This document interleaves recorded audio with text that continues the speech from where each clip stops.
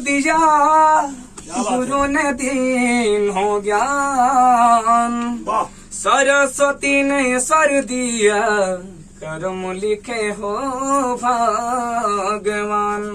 अपने अपने माता पिता की जय। और की बार हमको विश्वास है कि आंख में आंसू आने से कोई रोक नहीं सकता है। क्या बात, क्योंकि जितना क्या बताएं, अमृत के धार के हु के तनो पियाई गो माई बिना।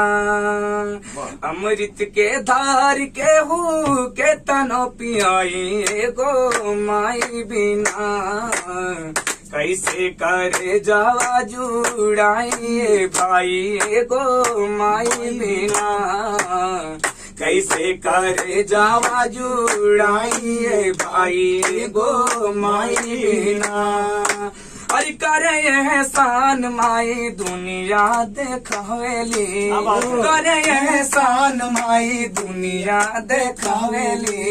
बोले बतियावे हमें चले भी सिखावेली, बोले बतियावे और चले भी सिखावेली। मिल जाला अनुदान मिले सुख पूरा, मिल जाला अनुदान मिले सुख पूरा।